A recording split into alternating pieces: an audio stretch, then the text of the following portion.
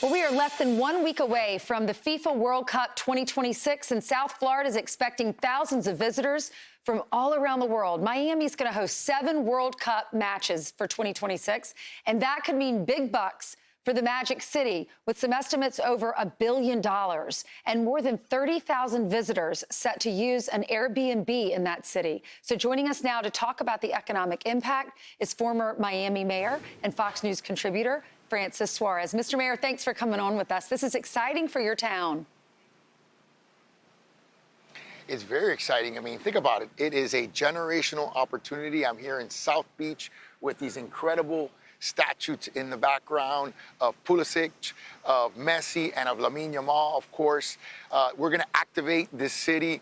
There's going to be, as you said, over $1 billion of economic impact, 700,000 visitors to Miami. We're already seeing for some of the summer games that the room rates are above significantly what they would be in the summertime, which is really the slow season in Miami. So this is going to be a great event for the United States of America. It's going to be a great event for the city of Miami, where we have many people from a variety of these countries that live here.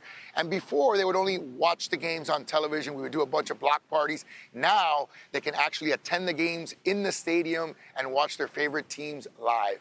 Mr. Mayor, I know that the city is set to spend $12.5 million, but they are set to make, it could generate $1.3 billion for the city. I know a lot of people are interested in the Airbnbs, especially for the second game, the Uruguay-Cape Verde game. That's the second one that will happen in Miami, and there are a lot of searches for that. The first one's Saudi Arabia versus Uruguay, and that's on June 15th. How are y'all doing? How are you handling all the people coming into town? Have you seen some changes, some preparations, and what about safety?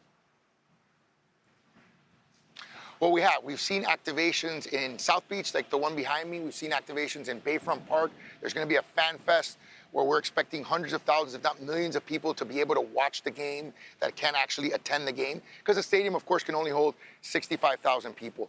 But there are going to be preparations, of course, at the city, county, and by city level, everyone coordinating together. The city of Miami is very used to and very accustomed to having major sporting events.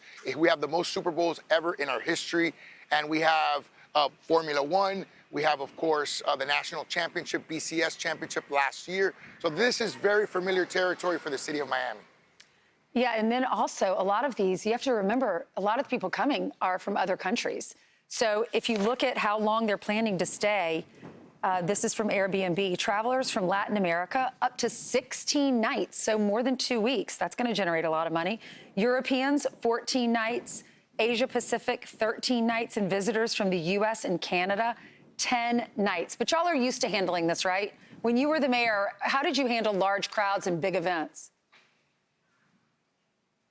We sure are. So this is a 39-day tournament, as you said. And with Airbnb, you can rent for multiple days at a time. And I think that's why Airbnb is getting so much traction throughout this process. But as you said, you know, we do everything. I mean, from drones to, of course, things that we learned from the Las Vegas shooting. There's a variety of things that we do to make sure that the crowd is contained, to make sure that we have adequate police forces throughout the different places, and that we're implementing the most up-to-date strategies. We've been monitoring the World Cup since before 2022 in Qatar, in Doha. I went to Doha multiple times from before 22 as mayor to, of course, today. So so the city is going to spare no expense, and the federal government has been a great also partner to make sure that we have the resources necessary to protect our residents and make this a fun event. And those inflatables behind you, they're massive, those 3, and Christian Pulisic's one of them, represents the United States. They're inflatables. How cool is that? You can see how large they are. I was watching some people that were walking behind them or running on that path. I wish someone would walk by now, but they're more than 3 stories, a 3-story building, 32 feet tall, each of them. Thank you so much, Mr. Mayor. Great to see you. Be sure to like and subscribe for all the Fox News latest on YouTube, and catch full shows streaming now on Fox One.